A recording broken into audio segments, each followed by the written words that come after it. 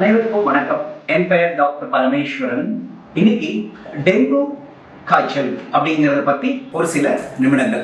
இப்போ டெங்கு பத்தி இன்னைக்கு ஏன் பேசுறோம்னு கேட்டால், டெங்கு அதிகமாக அவுட் பிரேக் இருந்துகிட்டே இருக்கு. அவ்வப்போது ஒவ்வொரு வருடமும் டெங்கு அவுட் பிரேக் நம்ம சந்திக்கிறோம். இன்றைய சூழ்நிலையில் இன்னைக்கு கோவையிலையும் அதிகமாக டெங்கு பரவிட்டு இருக்கு. அப்படி இருக்கிற காரணத்தினால இன்னைக்கு டெங்குவை பத்தி பார்க்கலாம். டெங்கு அப்படின்னா என்ன அப்படின்னா, டெங்கு ஒரு வகையான வைரஸ்.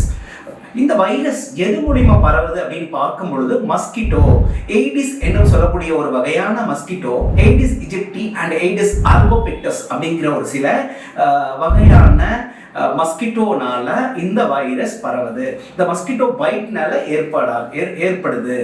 எந்த மாதிரி சிம்டம்ஸ் அதிகமாக இருக்கும் அப்படின்னா, பயங்கரமான டயர்டு. சாதாரணமாக நார்மலாக இருக்க மாட்டாங்க. அவங்க பார்த்தீங்கன்னா ரொம்ப டயர்டாக இருப்பாங்க.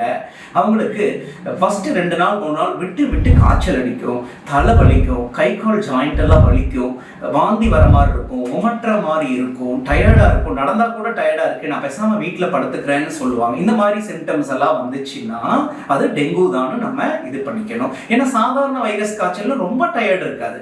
டெங்குவில் டயர்டாக இருக்கும், நல்லாவே டயர்டாக இருக்கும். இதுதான். இது எப்படி சமாளிப்பது அப்படின்னு பார்த்தீங்கன்னா, கண்டிப்பாக உங்களுடைய குடும்ப மருத்துவர்கிட்ட நீங்கள் போய் பார்த்து கண்டிப்பாக டாக்டர் பரிந்துரை செய்தாருன்னா நீங்கள் டெஸ்ட் பண்ணிக்கணும். அப்போ அந்த டெஸ்ட் மூலிமா சில நமக்கு ஒரு ஐடியா கொடுப்பாரு டாக்டர். அதுக்கு மேலே தேவைப்பட்ட டெங்குடைய வைரஸ் சம்மந்தமான அந்த டைட்டர்லாம் எடுப்பாங்க. அப்போ டெங்கு வைரஸை கன்ஃபார்ம் பண்ணுவாங்க அந்த 5வது நாள் 6வது நாள். அப்படி இருக்கும் பொழுது நம்ம கன்ஃபார்ம் பண்ணி கரெக்டாக ட்ரீட்மெண்ட் எடுத்துக்கிட்டா நம்ம டெங்கு ஒரு பெரிய பிரச்சனை கிடையாது. ஆனால் சரியாக நம்ம அதை கண்டுபிடிச்சு சரியான மருத்துவர்கிட்ட போய் இந்த டெங்குவை சரி செய்துக்கணும். சரி, எப்படி டெங்கு வராமல் தடுப்பது அப்படின்னு பார்த்தீங்கன்னா, நம்ம வீடை சுத்தமாக வச்சுக்கணும், வீட்டை பூட்டி வச்சுக்கணும், எந்நேரமும் திறந்து வைக்கக்கூடாது. பெரும்பாலும் ஈவினிங் ஹவர்ஸில் தான் இந்த மஸ்கிட்டோ அதிகமாக பைட் இருக்கும். அந்த நேரங்களில் வீட்டையும் நம்மளுடைய கதவு ஜன்னல்களில் பூட்டி வச்சுக்கலாம். நம்ம எப்படி தடுக்கலாம் அப்படின்னு சொன்னால், இந்த விண்டோக்கும் டோருக்குலாம் மெஸ் வந்திருக்கு, மஸ்கிட்டோ மெஸ், அது போட்டுக்கலாம்.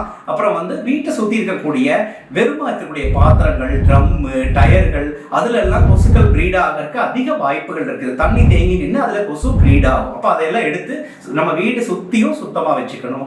வீட்டுக்குள்ளேயும் நம்ம இருக்கும் பொழுது கொசுவை தவிர்த்துக்காக நம்ம நமக்கு உடல்ல நம்ம போட்டுக்கக்கூடிய ட்ரெஸ்ஸிங்ஸ் கூட கால் பாதம் வரைக்கும் இருக்கணும். Leggings, night pant, full pant, அந்த மாதிரி போடும் பொழுது கொசுக்கடியை நம்ம தவிர்க்கலாம். அது மட்டும் இல்லாம இந்த ஓடோமோஸ் மாதிரி இருக்கக்கூடிய ஆயின்மெண்ட்டும் நம்ம தேய்ச்சிக்கலாம். அது மட்டும் இல்லாமல் எப்பவுமே நம்ம இம்யூனிட்டியை நல்லா வச்சுக்கிறது மூலியமா எந்த வகையான வைரஸாக இருந்தாலும் நம்ம எதிர்கொள்ளலாம். ஸோ இதெல்லாம் உங்களுக்கு இந்த டிப்ஸ் யூஸ்ஃபுல்லாக இருக்கும்னு நினைக்கிறேன். நன்றி.